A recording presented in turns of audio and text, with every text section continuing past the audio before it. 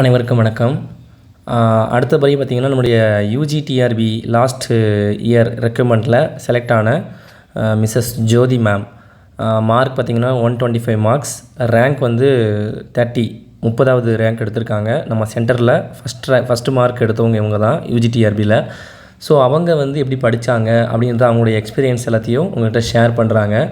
So அந்த விஷயங்களை நீங்கள் பார்த்துட்டு நீங்களும் உங்களுடைய ப்ரிப்பரேஷனுக்கு யூஸ் பண்ணிக்கோங்க. ஓகேங்களா?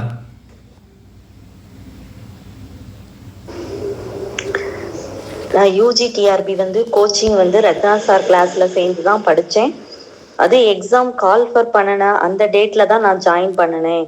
அப்ளிகேஷன் அப்ளை பண்ண அலோவ் பண்ணாங்களா அந்த டேட்லேருந்து தான் நான் கிளாஸ் ஜாயின் பண்ண ஆரம்பித்தேன். அவரோட கோச்சிங் நல்லா இருந்துச்சு. தமிழ் இங்கிலீஷ் ரெண்டுலேயுமே எக்ஸ்பிளைன் பண்ணது அண்டர்ஸ்டாண்ட் பண்ண ரொம்ப ஈஸியாக இருந்துச்சு. அவரோட வீடியோ நான் ரிப்பீட்டாக கேட்பேன். திரும்ப திரும்ப வேலை செஞ்சுக்கிட்டு இருக்கப்ப, ஏதாவது ஒர்க் பண்ணிக்கிட்டு இருக்கப்ப ரிப்பீட்டாக கேட்டுகிட்டே இருப்பேன். ஏன்னா வீடியோ தான் நான் அதிகமாக கேட்டேன். படித்ததை விட என்னோடது நான் ஏதாவது வேலை செஞ்சுக்கிட்டு இருக்கிறப்ப ஃப்ரீ டைமு எல்லா இடத்துலையுமே அந்த வீடியோவை ரிப்பீட்டாக கேட்டுக்கிட்டே இருப்பேன். நோட்ஸு இருந்துச்சு, ஆனால் அதை விட நான் வீடியோ தான் அதிகமாக அவரை அனுப்பின வீடியோவை தான் ரிப்பீட்டாக திரும்ப திரும்ப கேட்டுக்கிட்டே இருந்தேன்.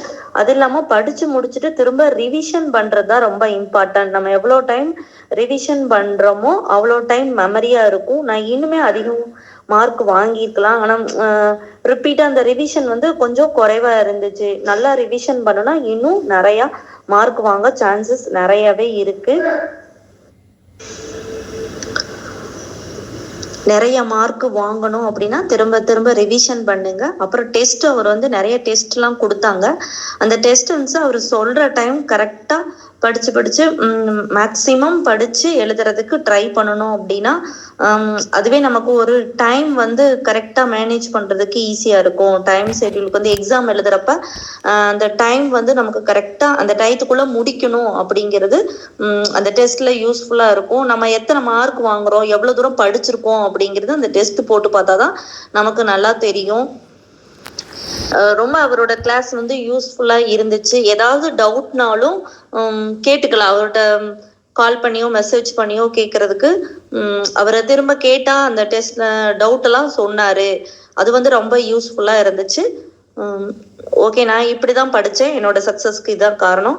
தேங்க்யூ. என்னோட ஃபேமிலியில் இருக்கிறவங்க எல்லாரும் சப்போர்ட் பண்ணினாங்க. அதுவும் ஒரு ரொம்ப முக்கியமான விஷயம். சாரும் ரொம்ப ஹெல்ப் பண்ணார். Thank you so much.